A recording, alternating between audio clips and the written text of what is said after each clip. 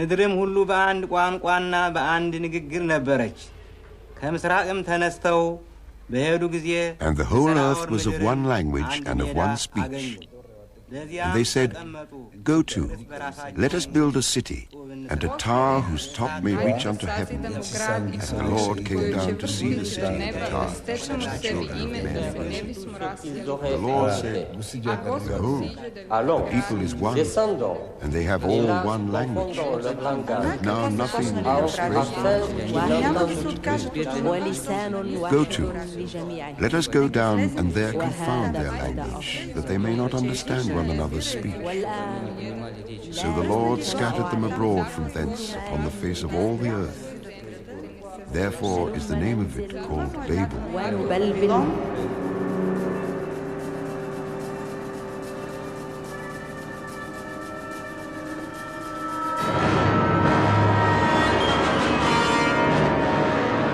אני עוצרת פה. אנחנו אומרים 15 בינואר 1900. There are now 5,000 languages scattered abroad across the face of the earth, in such a bewildering variety that it seems impossible they could ever be traced back to a common starting point, a mother tongue. But like many myths, it now turns out that the Babel story does have a germ of truth. New research in linguistics and other sciences is revealing surprising connections between the world's language families.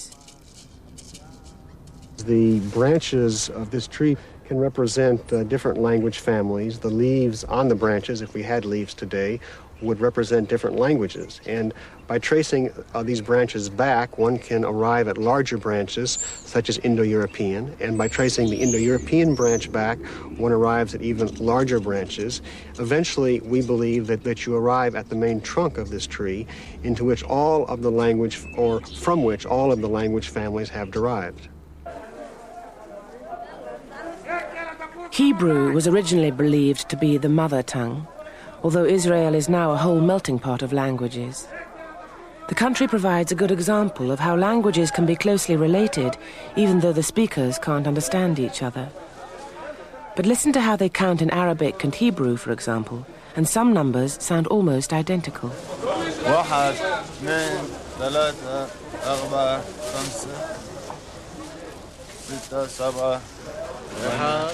That was Arabic. Here's the Hebrew.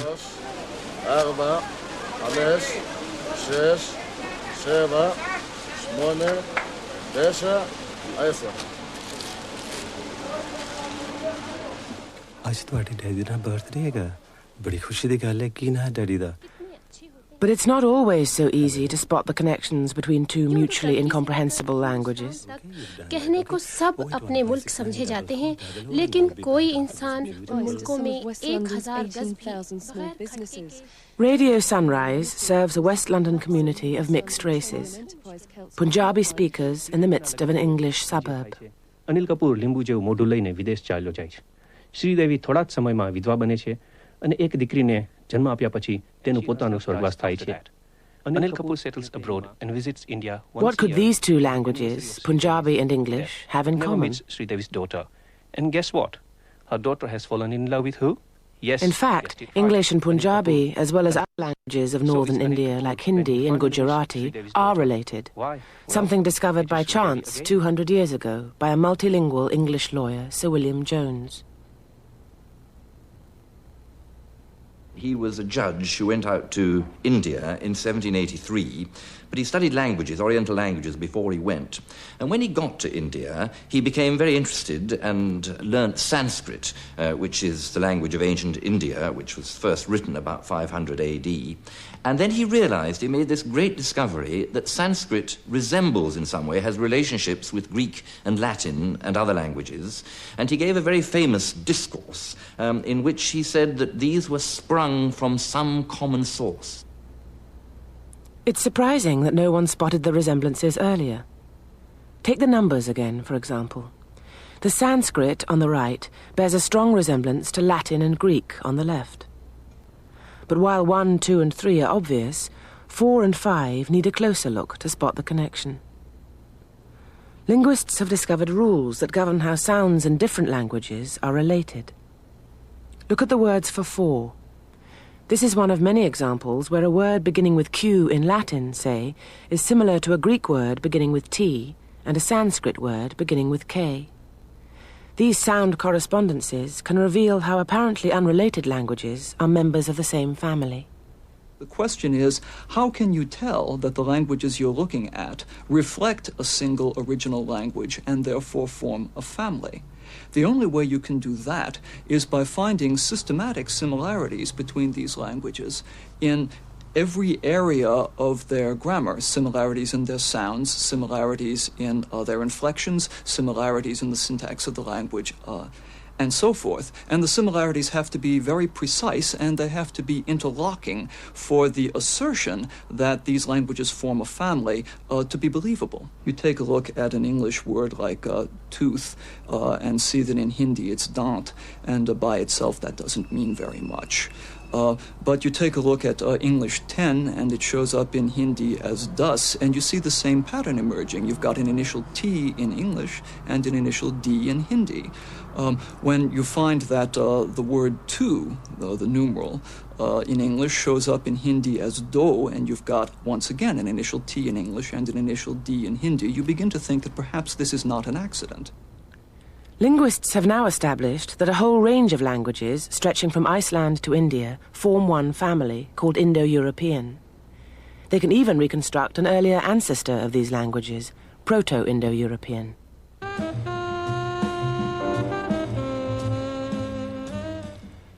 But if all the Indo-European languages, including English, evolved from a single earlier language, how come they're now so different? What makes a language change over the centuries?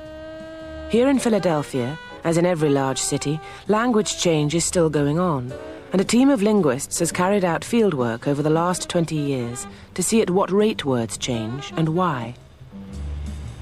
But when I first came into this field, I was interested in finding out how language was changing as it was used in everyday life, and these tapes that you see here are part of the archives of this room going back to 1963, when I did a little study in Martha's Vineyard, because I noticed on that island that people were saying sight and fight and right, going back to what seemed like a 17th, 18th century pronunciation. Philadelphia, we chose as a community where almost all the vowels were changing, and I came here to try to find out, if I could, why language was changing. The 19th century theories about it would argue that it was either the people at the bottom of the heap who were changing it because of laziness and ignorance, or the people at the top because they had such prestige. But we'd found out that the opposite was true, that the sound changes were in the hands of the people who were the most important local people. And people put down their lights already, haven't they? After the 6th, it's Little Christmas. Ann Bauer is one of the field workers who began this study with me in the 1970s. Since your absence, they took the Christmas lights down. Celeste Sweeney is one of her most important contacts, a center of a social network here in South Philadelphia. In every neighborhood, you need to know the people who are the central figures so that you can understand how society works and who influences who. She's probably having a fit. To make sure that Celeste Sweeney speaks to her in exactly the same way as to her friends and relatives, Ann Bauer has had to establish an easy relationship over the years. Hi, lovely. Your mom made abelend. How did she do that? How did she make that? Well, then when she would make sauce, gravy. We call it gravy. You call it sauce. Yeah. And she would, if we were able to get meat, she would cut sausages up. She would get it and put it in a big platter. And she would put gravy on top and then the sausages. And then, like some people, they used to eat it on a big board. In the last 50 years, there have been massive changes in American English. Believe me, we ate properly. In the history of English, the vowels have always been the ones that move. The consonants have stayed put. And over the course of time, small changes add up into great changes. Your dad wasn't working during the Depression, No, not at all.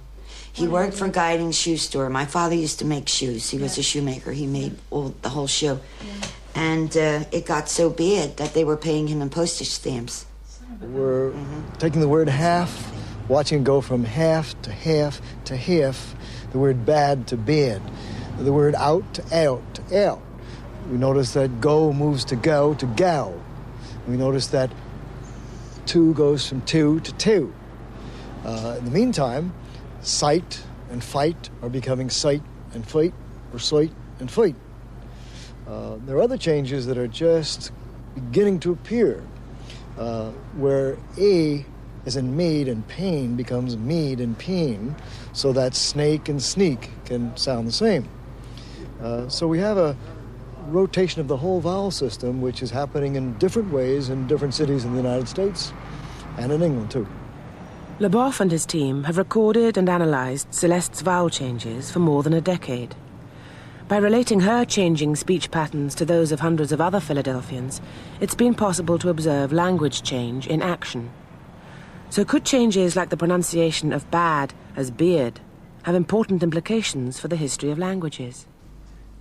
Whatever the forces that are producing this change, they must be very powerful because they really do interfere with understanding.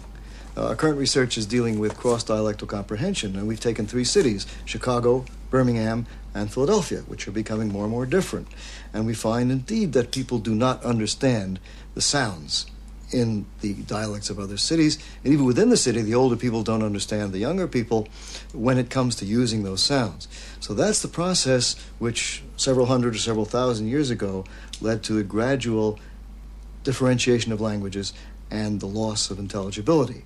I'm not saying it's going to happen in the United States because there are other factors at work there too, but we can trace that day-to-day change which ultimately leads to 2 different languages. While American English is changing so fast that it's in danger of splitting up into new languages, here in the Pyrenees is one of the world's most stable languages and most unusual.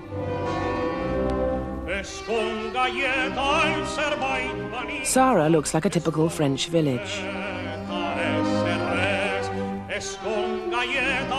But its graveyard holds a linguistic secret. Inscribed alongside the French is the mysterious language of the Basque people. The language is called Yuskera and has puzzled linguists for centuries. It is called a language isolate, a sort of orphan among languages with no known relatives. The land of the Basques straddles the borders of France and Spain, but no amount of analysis has been able to link Yuskera to its neighbouring languages, French and Spanish. Although Indo-Europeanists have been able to relate English and Punjabi, Yuskera just won't fit.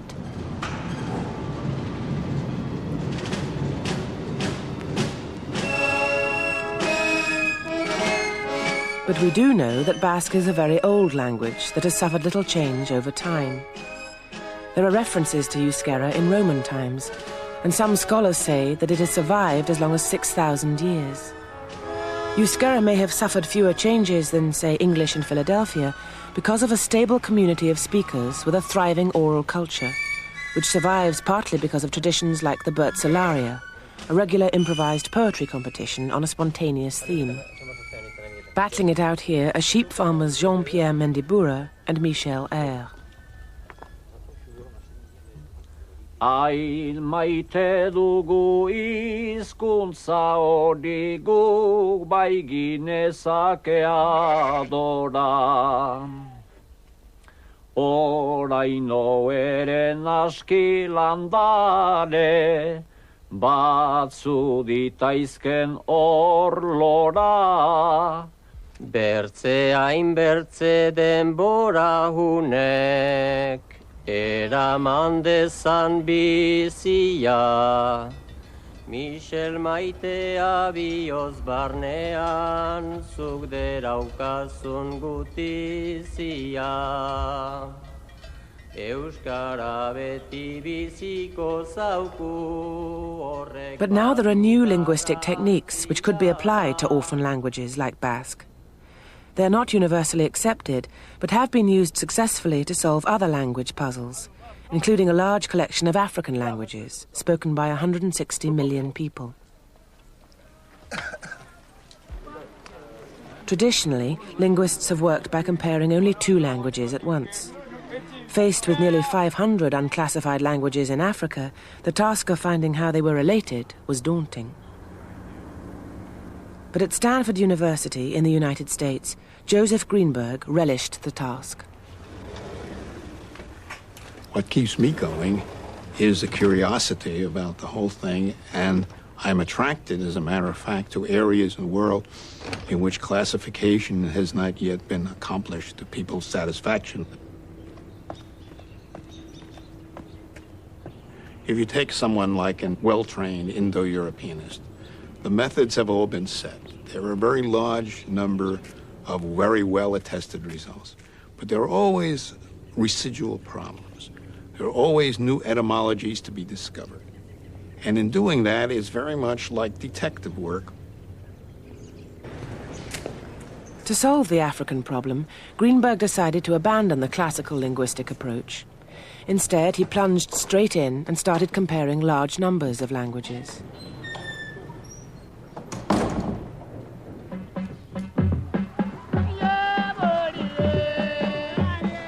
In Africa, it was obvious that there were, first of all, a very large number of languages, a great many unresolved questions, and it seemed to me that the sensible thing was to actually look at all of the languages. I usually had preliminary notebooks in which I took those elements of language which, on the whole, we know are the most stable over time. These are things like the personal pronouns, particularly the first and second person, names for the parts of the human body, and words for important objects in nature that are part of everyday life, like fire, water, house, and so on. I would look at a very large number of languages in regard to these matters, and I did find that they fell into quite obvious groupings.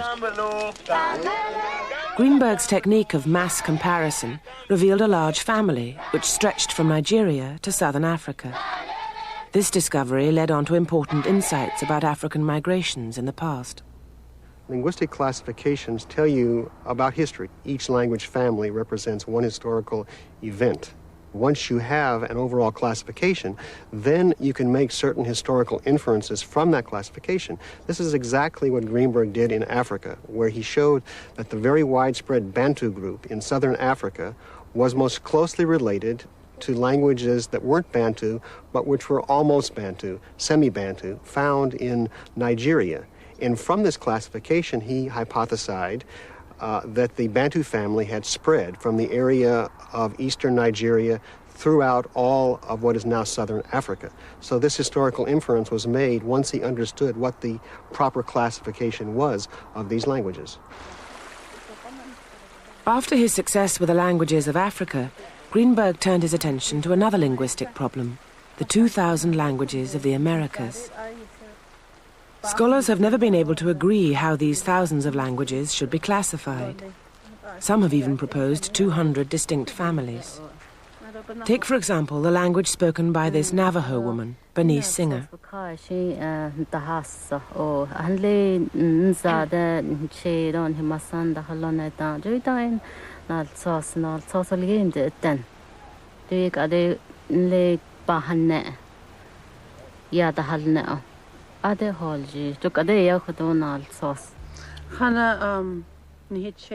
Navajo had been classified as part of a family called Na-Dene. But how many other families were there? Greenberg used his mass comparison technique to try and find out. His method doesn't involve any number-crunching computers, just scores of notebooks containing up to 250,000 Native American words.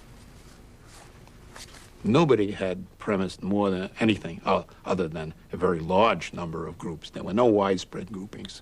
So I began to take the common words, write them down, so on, and look at them. And eventually I put them into notebooks, and the notebooks are like the ones I have here, in which you have the names of languages down one side and down the other. One can get 80 languages in a notebook like this.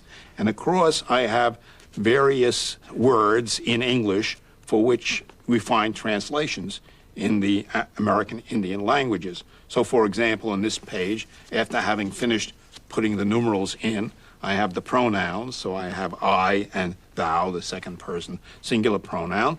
but the notebook is actually fairly extensive and contains hundreds of words in a very large number of languages. Taking a significant word like blood, for example, Greenberg wrote down its translation in language after language.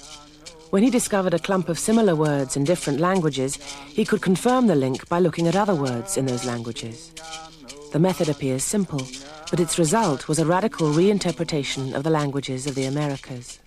Greenberg found only 3 families: Eskimo Aleut, Nardonnais, and most dramatically a superfamily called Amerindian, which drew in languages spoken from the Hudson Bay to Tierra del Fuego.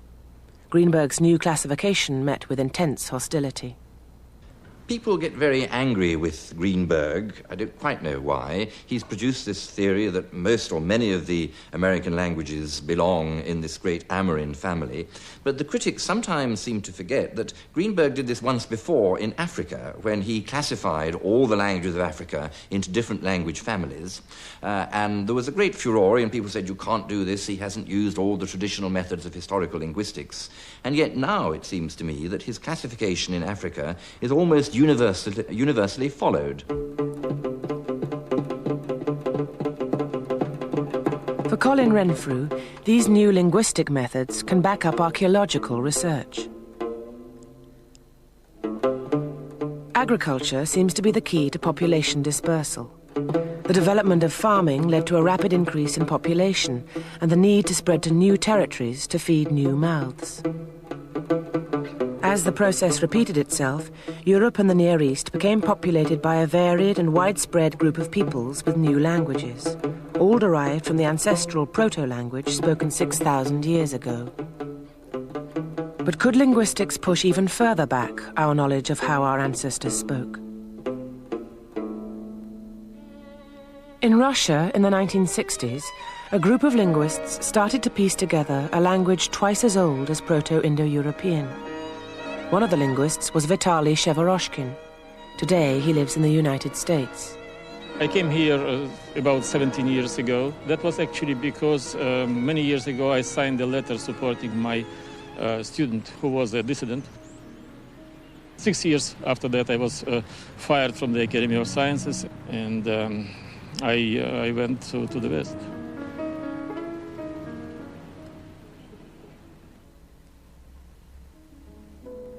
The idea of a superfamily of languages was not new when the Russians started work, but there was little hard evidence. Shevoroshkin is a disciple of the linguist who made the first real discoveries. His name was Vladislav Ilyich Svitich. By pulling together a mass of different linguistic research, Ilyich Svitich uncovered powerful evidence for a superfamily of languages which he called Nostratic. He could see and find in the chaos exactly things which fit. And that is the most important thing in linguistics, because there are so many data.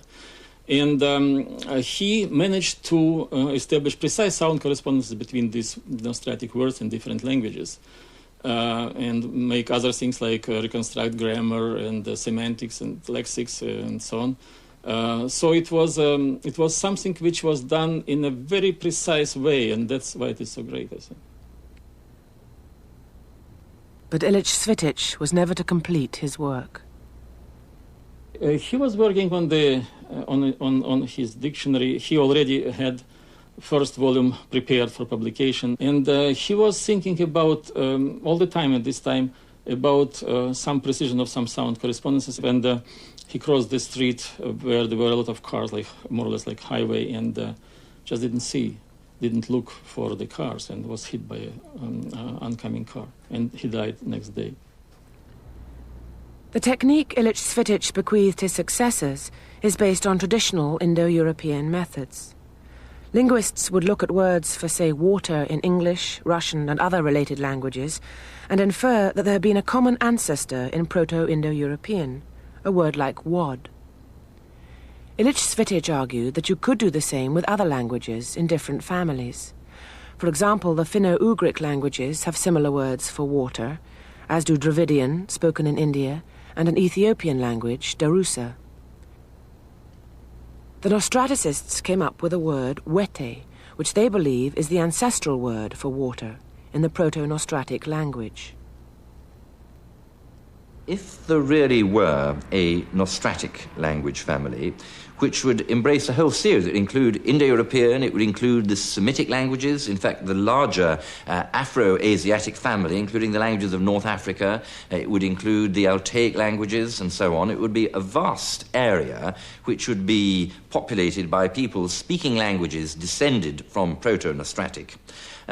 If one follows the divergence hypothesis, that one can trace them back through time to a common origin, it would mean that somewhere there would be an area where Proto-Nostratic was spoken at a particular time, perhaps 10,000 years ago or a little more. Reconstructing a long-lost language involves recreating a complete grammar and syntax, as well as a vocabulary. This mammoth task is taking place in the midst of one of the oddest collections of dictionaries and grammars in the world. Aharon Dolgopolsky is another Russian linguist living in exile in Israel. He starts with words that he believes are more resistant to change over time. Linguists know where to look for ancient words. We know that what is called the kernel vocabulary is usually stable. For instance, the word for water, as you know, in English is just the same as in German and as in Russian. So we know that in which meanings we can expect to find a word which has been preserved for thousands of years. Well, it includes body parts, words for water and well, to eat, to be, man, etc. Yiddish Swedish constructed approximately 700 roots. Dolgopolsky added approximately 1,000.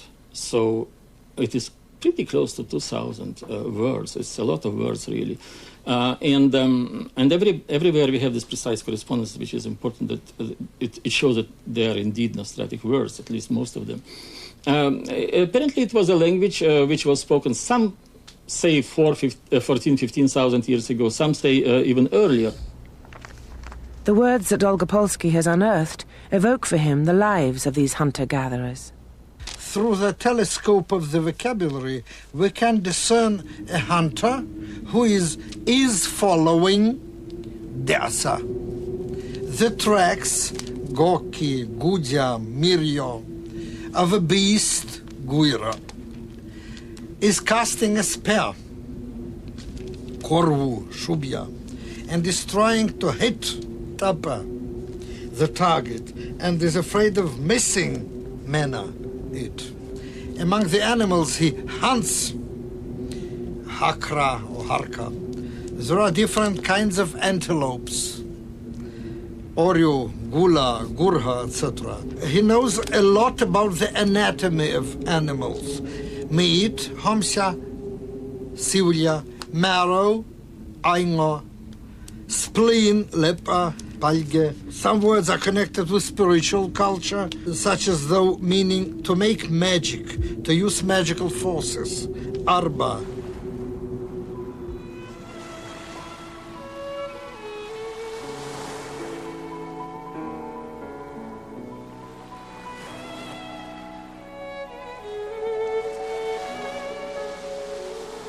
When we walk near the seashore, we may realize that in a certain sense these Nostratic people can use the Latin word mare nostrum, our sea, just as Romans did to the Mediterranean. Probably some people would say mare nostraticum. Not all Nostratic languages, even ancient Nostratic languages, were near the Mediterranean, but part of them were. Semitic, Berber, and Egyptian are on the border of Mediterranean. Now, Indo-European, its cradle is near the Mediterranean, Anatolia, and then other languages a little bit to the east. This distant people and their language held a vivid realism for Ilich Svitic. This poem was written by Ilich Svitic just for himself, and it was found in his archives after his death. It is in Nostratic, and it is rhyming, which of course is an innovation. and the verbs are not at the last place of the sentence because otherwise it would rhyme. Kela vete hakun kela, kalai palha kana vete, shada aka ea ela, yako pele tuba vete. And that is, language is a ford through the river of time. To the house of those who are gone it leads us. But there he shall not go who is afraid of deep water. That's more or less the content. Who do you think are the people who are afraid of the deep water? Well, many linguists, certainly. And that is so strange that exactly linguists are opposing our ideas because it broadens so much the horizon of the same linguist, and it will help them. One of these unrepentant critics is Don Ringe in Philadelphia. Much of his argument centres on how durable words are in a language that changes over thousands of years. As far as I can tell, the observed rate of basic vocabulary loss in languages imposes a limit of about 10 or 12,000 years. That would be about as far back as we can reconstruct proto-languages using scientific methods. And it should come as no surprise that all the generally recognized language families, Indo-European, Algonquian, Afro-Asiatic, Uralic, that sort of thing, began to diverge and diversify within that window of the past 10,000 years. For Ringe, the problem is this. Take an ancient language, 10,000 years old or more. As it gets passed on from generation to generation, in a situation where the population splits up, moves away and mixes with others, changes in the language accumulate, eating away at the original language. Sounds change and new words appear, until after 10,000 years we can't be sure that there are any of the original words left. But the Nostraticists believe that the core words, pronouns, body parts and so on, resist change because of their importance to the society which speaks the language. It's these words which they look for in each of the modern language families that survive. For Ringe, even if there are particular words that are alike in a variety of language families today, this doesn't prove that they have survived from some original proto-language. When you have most of the original words lost and only a few remaining, you really can't tell the difference between resemblances which are real and reflect a common source from which the languages derive, and the resemblances that are simply kicked up by chance, static, statistical noise, so to speak. There is a real limit, as we go back in time, on how much we can reconstruct. It's just not true. If you look at even Indo-European, Proto-Indo-European had many words. For example, the word which has been reconstructed for Proto-Indo-European nephew is nepot. If you go to modern Romania today and you ask them what their word for nephew is, you will find that it's nepot. In 6,000 years, this word has not changed at all. There's many other examples. The Proto-Indo-European word for mouse was moose, which was handed down into Old English intact. It's only changed to mouse fairly recently. It still exists as moose in Latin and Greek and elsewhere. If you look at Austronesian, the Austronesian family, which is even older than Indo-European, you will find that many of the Austronesian reconstructions are virtually identical with modern Austronesian languages. So the idea that everything has changed after 7,000 or 8,000 years is simply not borne out by the empirical evidence. The dispute seems at a deadlock, with more radical linguists like Rulin and Greenberg seeming to be out on a limb. But now their ideas have received backing from biological research. What we ordinarily do in biology is really bilateral comparisons, but we do them all. The Stanford linguists have an ally in geneticist Luigi Cavalli-Sforza. Americanists, they don't do measurements at all, as far as I understand. They just say, well, two languages are related. After they make a comparison, they say they are related or they are not related. Now, they must realize that there is a degree of relationship, and that it's very important to take that into account. Otherwise, you cannot do anything. Cavalli-Sforza's methods involve discovering historical relationships between populations by similarities in their genes rather than their languages. Like the linguists, his research team found a puzzle among the Basques. The age and peculiarity of their language suggested that the Basques might have preserved some particular racial characteristics over time. If the Basques are as isolated as their language suggests, this will show up in their genetic makeup, blood groups, DNA patterns, and so on. New techniques in genetic analysis now make it possible to carry out much more detailed analyses of individuals and populations with a few living cells, in this case clustered around a hair follicle. The latest evidence demonstrates the unique nature of the Basque people in Europe and confirms the value of genetics in backing up the linguistic evidence. Ordan, zergaitik mantendu da isolatuta, nire ustez hor faktore soziokulturalak eragina handia dute, gizakiok ez gara edonola gurutzatzen, eta zentzu horretan hizkuntza eta kultura giza taldeen arteko gurutzamendurako langak ezartzen dituzte. Segurazki hizkuntza, kultura eta genetika batera doaz gure lurraldean. Basques were recognized as genetically different a long time ago. Basques are so different that they must have been Proto-Europeans. Now, all later work has confirmed this statement, and we, in fact, have done some work that has shown that much of the present genetic background in Europe really comes from the Middle East with farmers. Basques were there before. They're probably the descendants of the societies or the cultures that have made all those beautiful rock paintings in the southwest of France and in the north of Spain. If genetics can back up the linguistic identity of one group, could it help confirm other linguistic findings? Greenberg's controversial classification of the Amerindian languages, for example. Cavalli Sforza collected samples from a wide range of Native American peoples. When the samples were analysed in his lab at Stanford, he discovered a strong confirmation of Greenberg's groupings. When we took all the data from American natives, they clearly fell into three classes, and they correspond exactly to linguistic families that have been postulated by Greenberg. Not only that, but the family which is most heterogeneous of all, genetically, is the one that is linguistically more heterogeneous of all. Of course, the next question is, how can genetics help with the most contentious area of all? The tracing of languages back in time into superfamilies, and even perhaps to one proto-language from which all are descended. If language spreads mainly by the dispersal of people, then there should be a strong correlation between linguistic affinity and genetic affinity when we're talking about people's genes, their DNA, and so on.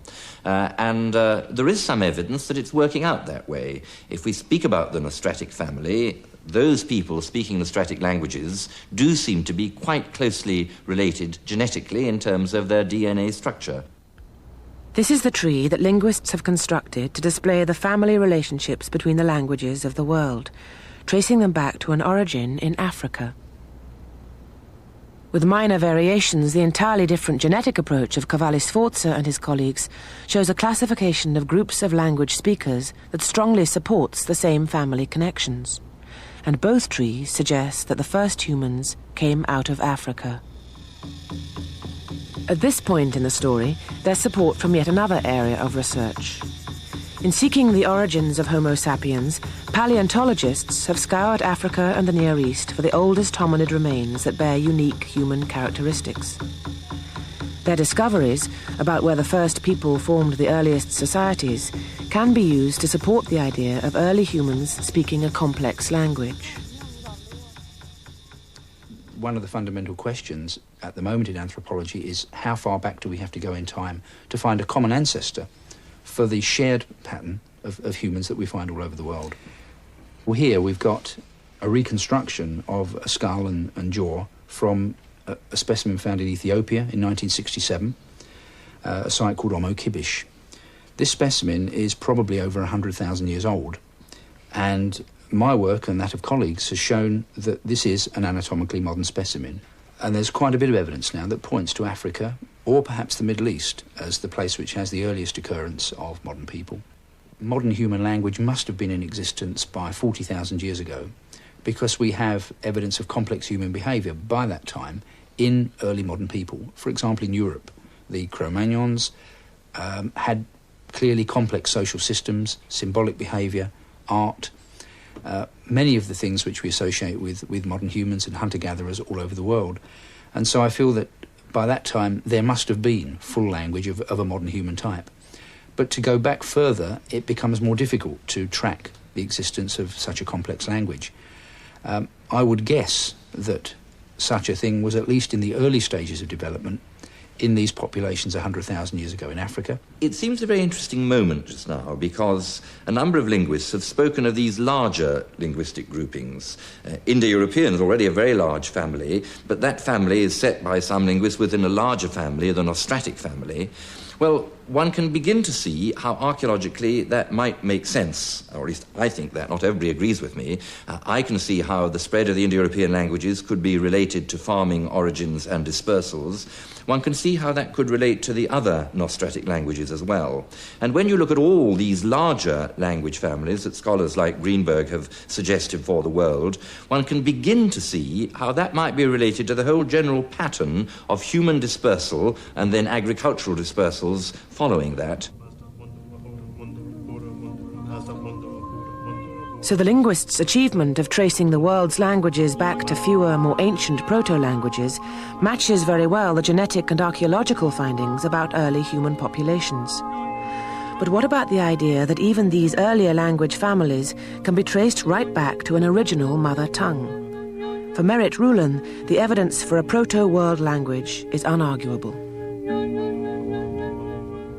Now, using traditional methods of comparative linguistics, linguists have been able to show that there are many language families around the world. If one simply compares these language families among themselves, in other words, look at the words which have been identified by scholars in those individual families as characteristic of those families, one runs across the exact same word in family after family after family. Two of the most famous have become tik, meaning one or finger, and pal, meaning two.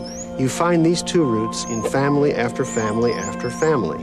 And I think that there is no way to explain why you find these roots as well as many others, except to hypothesize that they all derive from one common source.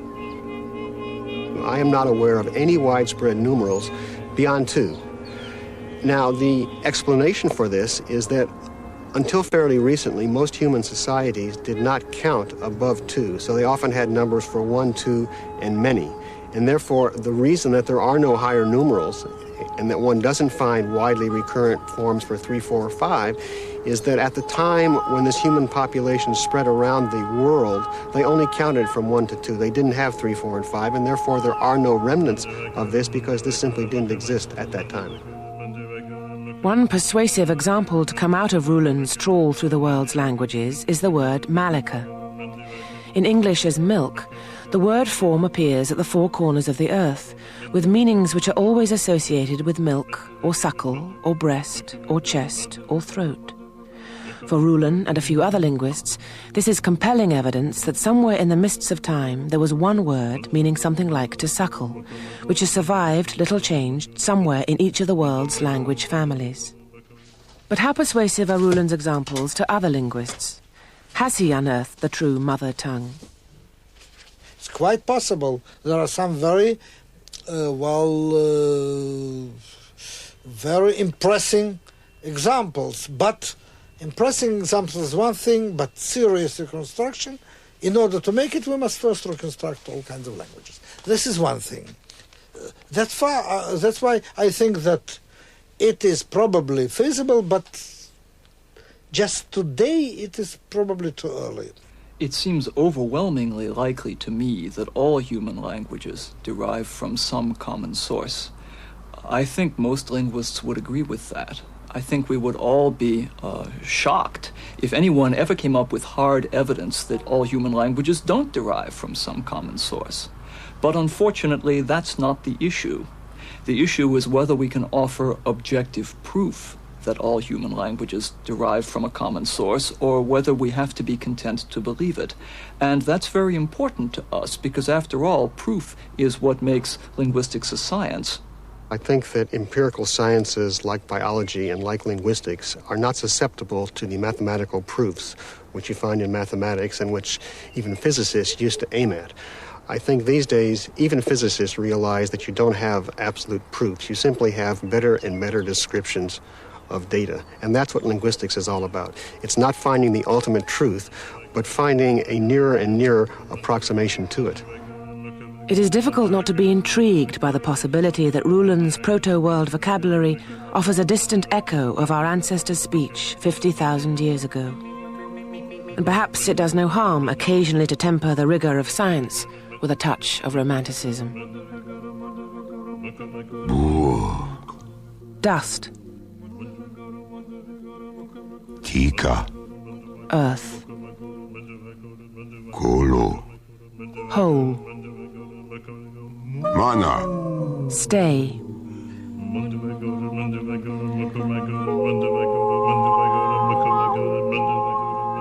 Kun. Who? Min. What?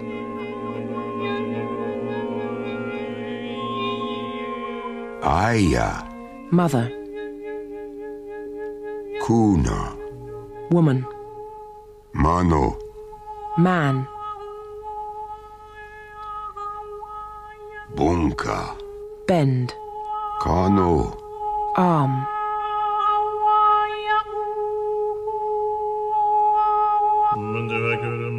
Aqua. Water. Kati. Bone. Kama. Hold. Mako. Child.